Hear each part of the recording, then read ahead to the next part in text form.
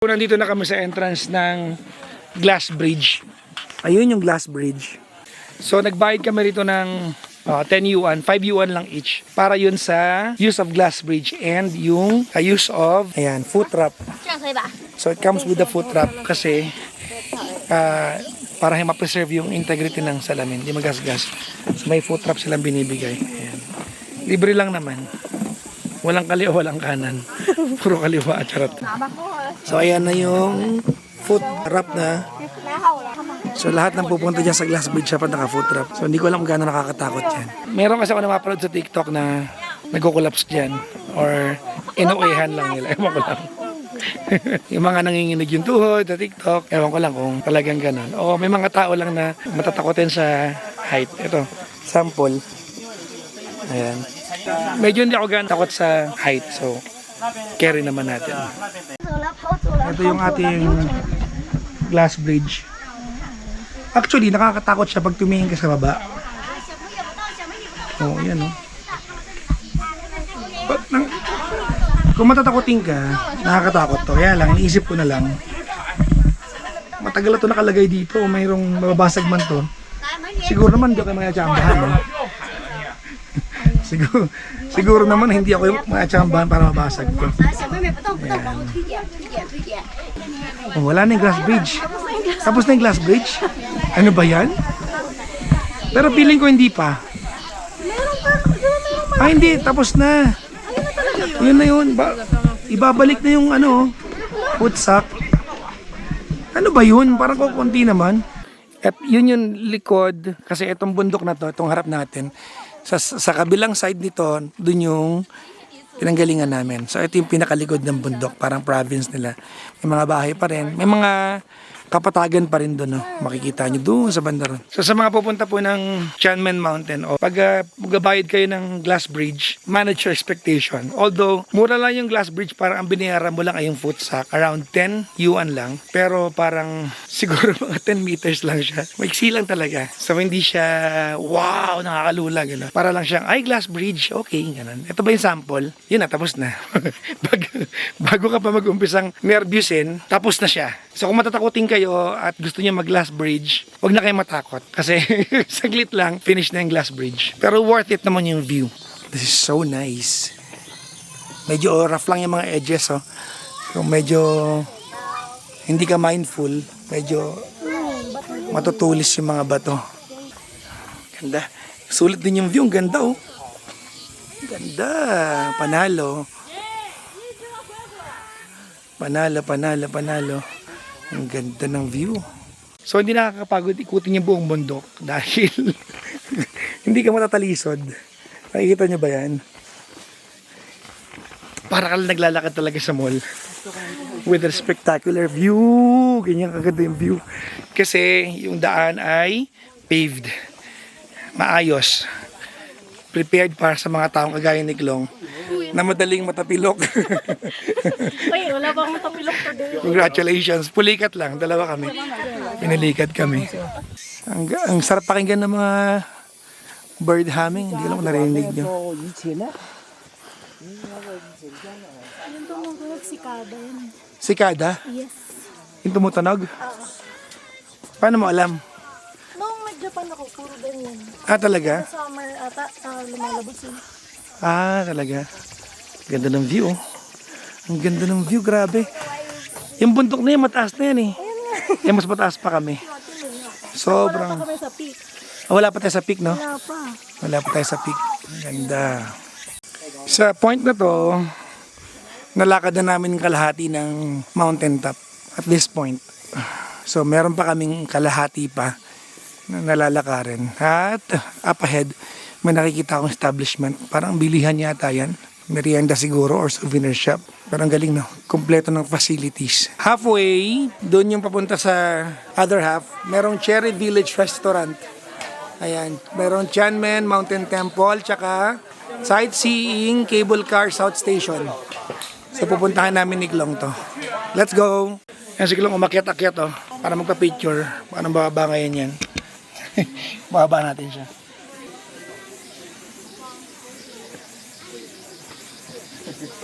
Sige. Ayon dun sa legend, dun sa map, merong restaurant, parang few minutes walk from here. Sana may kape para makapagkape. Kape tayo, nak, no? Yes. Coffee kami. Siguro mag-stay kayo mga 30 minutes before we walk and the rest of the mountain. At alam nyo ba, wala ako nakita ni isang Pinoy dito. Oo nga. wala ako nakita ni isang Pinoy. Kahit nung nagpunta kami ng Chongqing na, ang major tourists ng China ay mismong Chinese din. Sobrang laki ng China, kalahati sila ng mundo eh. Sabagay. Kumbaga, yung population lang nila, Province. yes, sapat na maging tourist nila. And keeping that in mind, yung facility ng tourism nila, nagkikater sa mga tao nila. Sa atin iba eh. Pag Pinoy ka po ang gagamit, okay na yan. Tayo lang naman gagamit eh. Pero pag para sa turista, pansinin nyo, pag yung mga hotel na para sa mga turista sa Pilipinas, ang lala, pang diinan. Pero pag kapwa Pinoy ang gagamit, okay na yan. Okay lang. Kapwa Pinoy din naman eh. Di ba? Dito, sila rin tourist. Pero pang diinan yung facilities nila. Puro Chinese na dito, wala kami nakitang kahit anong lahi. Meron man mga iba, ilang. Wala pa kami nakikita ang Pinoy. Yeah, wala. Meron kami nakita French kanina. Tsaka Italian. Yun lang, dalawa magjowa. Tanang iba. Natatanaw ko na, doon kalagitnaan ng gubat, yung restaurant yan. Sa likod ng mga puno na to, may narinig akong malakas sa speaker, mayroong Chinese music. Remember, nasa gitna tayo ng kagubatan na. Nasa tuktok tayo ng bundok. Sobrang taas natin. And to have these kinds of facilities, ang galing na naka-envision, nakakamangha. Yung pagkaka-facilitate ng pangangailangan ng mga akyat ng bundok nang hindi napapagod gaano. Ang ingay naman kuliglig, oh. Narinig niyo ba? May cable car. Ayan, oh, yung upo ka lang. Wow. Parang gusto mo yan, no? Ha? Oo. Talagawin natin. Saan papunta yan? Ha? Papunta yan sa pinanggalingan natin. Tapos aakyat din natin ulit. O, di ba? Sa tuktok ng bundok. Para may food hub ulit. Ang saya. Oh? Actually, full blown restaurant. Oo. May view pa. May view deck. Meron ding, ano doon, Parang 7-Eleven convenience store. store. At may park, no? Sa tuktok ng bundok, ang galing. So, itong pila na to ay para doon sa cable car. Uncovered seat. So, pag umulan, bahala ka. Pero papunta siya sa temple sa taas. So, papunta kami ni Klong doon. Punta tayo? Okay. Tara. Nakabili na ako ng ticket for the cable car. So, pipila tayo. Medyo mahaba lang yung pila, kaya pipila na tayo. Long queue. Yan o, abot dulo. So, sana mabilis lang yung pila. Ang haba ng pila, nak. Abot dulo. Abot doon, no. La, ang haba ng pila. Nakasimangot na lahat na nakapila. Kaya nga, yan, ang haba. Ala, ang haba ng pila. Pero okay lang, nakabili na kaming ticket. Sayang naman. Tsaka dito na kami, sayang. May hinala ako na 1 hour kayong pipila dito. Ang haba ng pila. Pero sana sulit yung yung view. Pero feeling ko yung makikita mo from here, makikita mo from there. Yung idea lang na dito na tayo, sayang. At may ticket may yan. True. So mag-iisang oras na kami nakapila ni Glong. Dito kami tumagal eh. So 1 hour na. Siguro mga another 20 minutes bago matapos ng pila na to. Ayun yung bundok, oh. Finally, andito na kami sa may ticket area. Sana talaga worth it yung cable ride na to. Kasi kung hindi, sayang yung 1 hour namin. Abot kamay na namin yung yung sakayan ng cable car.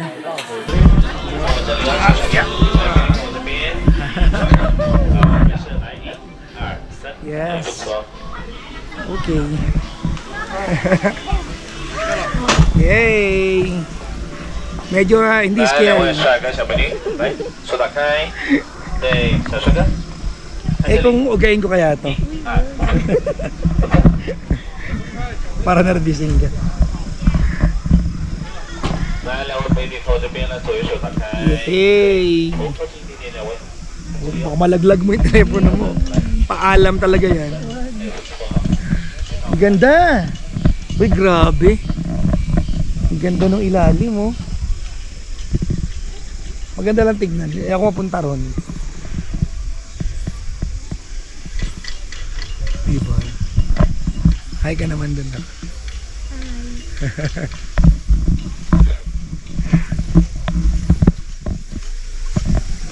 Ay sa'yo.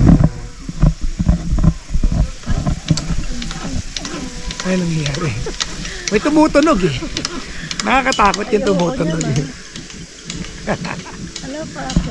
Ayoko na Parang first time ko makasakay ng open, Open, ako din. open na ganito. Nakakasakay ako yung ano, yung Parang kanina. yung closed. Saan tayo ba kayo nun? Sa Singapore. Dito na tayo. Pero yung ganito, yung May ganito din doon eh, hindi natin tinday. meron ba? Meron. Sa ano yun? Bento, mali. Bentosa, massage yun. Pampakit yata. Ano? Saan to, no? Saan yun? Yung island. Oo. Sentosa. Sentosa Island. Okay lang kung gusto mo Sentosa Island. Ang dami manghihilot doon. Mali. So ito ay around 10 minutes, no? Ah, talaga? Sabi, 10 minutes lang to. Mahaba din pala. Oo. 10 minutes lang. Nakababa na tayo sa cable car.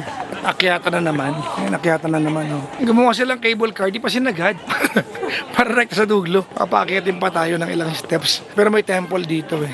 Hopefully, sulit yung view na meron dito kasi took us an hour and a half. Pati pila, pati yung cable car ride to get here. Sana sulit. Kasi pagbaba namin doon, we have another 30 minutes para ikutin yung half of the mountain. Dahil we took the long route. Hindi namin shortcut.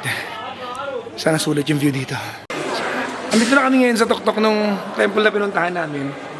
And apparently, ang nakita namin, restaurant lang. Sana hindi lang ito yon. kasi nakakapikon kung ito lang yan. Diba? Sana meron pang ibang makikita maliban dito sa restaurant. Dahil bumili lang kami ni Klong ng water and soda. Dahil pagod na kami. Kakain kami pagbaba nila ng bundok. According dito, meron ditong Yumeng Ferry Peak Lookout. So dito, sa tuktok ng temple, akyat tayo. Itong temple na to medyo beat up na siya. Hindi na gaanong na-maintain. Hindi na siya kagaya ng mga facilities sa baba. Na medyo luma yung temple na. Medyo beaten up yung temple. Temple yung labas pero hindi naman temple yung loob. Ayan, tingnan niya. Yan siya. So, kung marami na kayo nakuha ng picture sa baba pag pupunta kayo rito, siguro hindi ko nare-recommend na puntahan nyo pa to. Yung open air cable car na good for two. Huwag nyo nang puntahan to. For an hour and a half, almost 2 hours na pila, hindi siya ganun ka worth it. Kasi yung view dito, makikita mo to sa ibang parts ng pathway. Although may mga ibang angle lang na dagdag. Pero maliban doon, it's the same mountain you're looking at.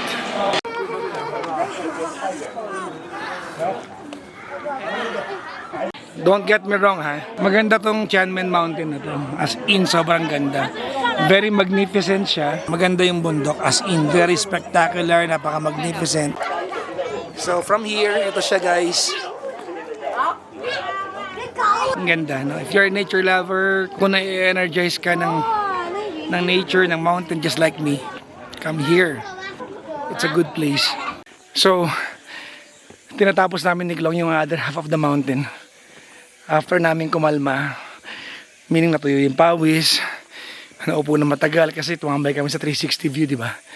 Ang hirap kasi nawala na yung momentum. At nagtatanong kami kung tama ba yung desisyon namin tapusin ng buo yung bundok. Kasi paahon pala to. Ito siya. Ayan. Ayan. Paahon siya. Although tingi-tingi. Kaya lang ang daming paahon. Ito ahon na naman. Maliliit lang. 4 na hakbang na 3 hakbang. Pero tingi-tingi. Ito bang nasa lubong namin. Ito yung mga nag-traverse galing sa exit kung saan naman kami papunta. Parang feeling ko easier route yung ano eh. Yung pinanggalingan nila kasi pababa sila sa pinanggalingan namin. Kami paakyat. Oh my gulay. Ay, kaya pa? Oo, wala naman tayong choice. Sa gitna na tayo. Actually, kaya yan. Ito yung part ng trek na patag na. So medyo madali-dali na. Ito mga nasa lubong namin, di sila pawis. Ibig sabihin, malapit sila sa entrance. Hindi pa sila hingal eh. Kalmado pa sila, chill pa sila. Sabi dito, view platform to see Guigu Cave. Yan. Tignan natin kung gaano ka-spectacular yung cave nila. Ito na. View platform to see. To see. To see Guigu Cave. So, saan yung Guigu Cave? Tingnan natin. Let's see. Ito na yung platform. Para makita yung Guigu Cave.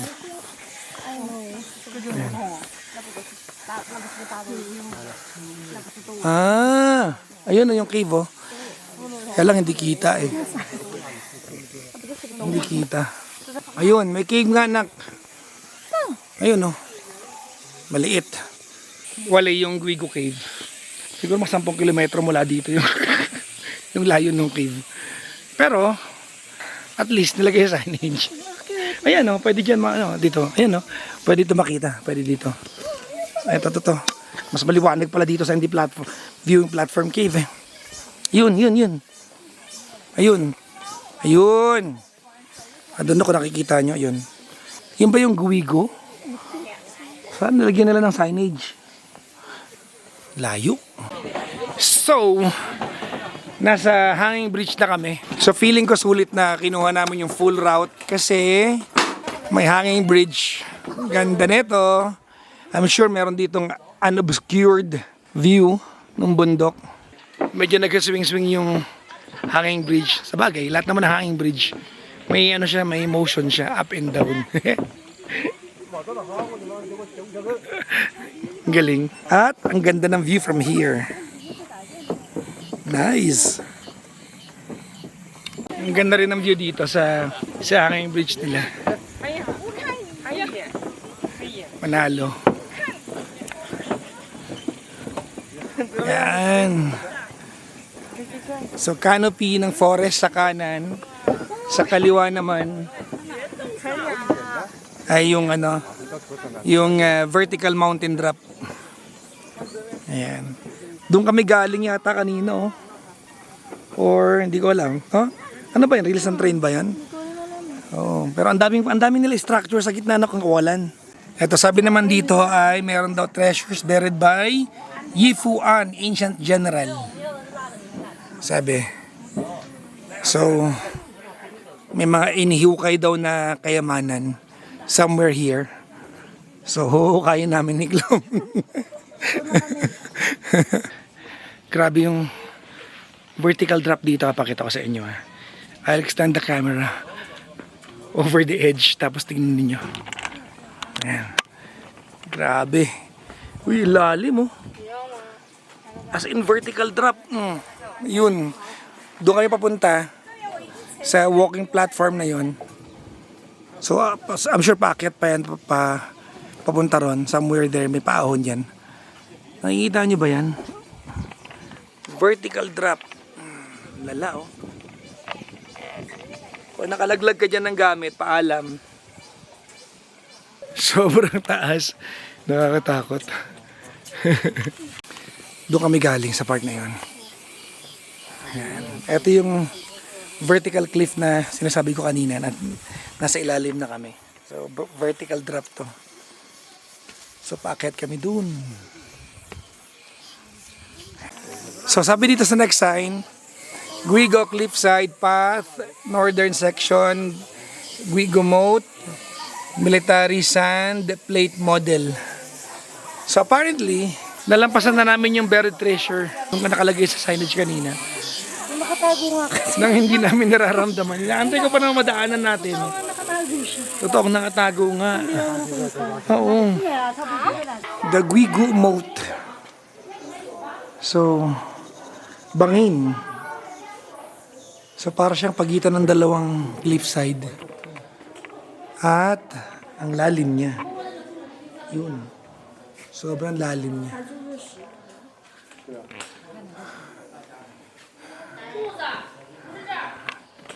Yun. Yan, nakikita niyo ba? Yan, alam, nakikita niyo eh. Yan. Ang lala nung ano, nung vertical drop oh. Sobrang lalim oh. Etong kinakatayawan kong ledge ngayon guys, eto. Parang ganyan siya dati. Yung vertical drop na yan. Paano kaya naisip lagyan ng ledge? Tingnan nyo yan oh. Naisip nila, lagyan natin ng ledge, di ba? Ito siya ngayon. So manipis lang talaga siyang platform, di ba? So itong part ng walkway na to, may mga red ribbons yung mga punong kahoy. Ang dami, hanggang doon sa dulo. Parang liblib dun sa taas, may mga nangupas na nga eh. Ayan. Sobrang dami oh. Ang dami oh, hanggang taas oh. So may shop dito nagbebenta ng mga ribbon. Ayan. So wishes siya. So ayan oh, the Forest of Wishers. Or Wisher. Ayan. So bibili ka dito at itatali mo dito for good luck. Ang dami na nag-wish na, nagkatotoo kaya lahat na to, no? Sana naman yun. Oo, di ba? Itong area na to ay para sa mga wishes. Pero ang ganda rin, ano? Kasi contrast. Yung area puro green, tsaka puro stone colors, tapos magkakaroon ng mga pula-pula. Break in the eyesight, ika nga, di ba? Kahit paano may iba kang kulay na nakikita. Nice. So apparently, na ikot na namin ni Long Long yung buong tuktok ng Tianmen Mountain. Wala kaming multo. Wala kaming masasabing hindi namin nakita yung part na yun. Nakita namin lahat. Problema namin, hindi namin alam paano makaalis dito sa bundok. May mga cable car. Ayan. Yan yung A route. So yan yung A route. Yung B route, bawal kami dyan kasi A route yan eh. So yung B route, somewhere here, sa pinupuntahan namin ngayon, somewhere here,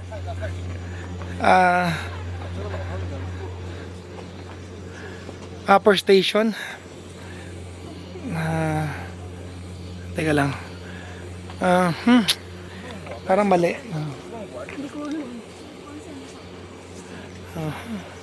O tara, paala na. So, may mga paganito na naman sa tuktok ng bundok. Sa tuktok ng bundok may ganito. Ang galing, well facilitated talaga yung ano. May park. May park sa tuktok ng bundok. Kahit simpleng pahingaan lang. Ito yung mga signage, basahin natin. Sabi ng signage ay Trans Mountain Escalator. Okay. Ano yan? Ano tong daan na to na walang dumadaan? Basahin natin. Aha. Sabi dito,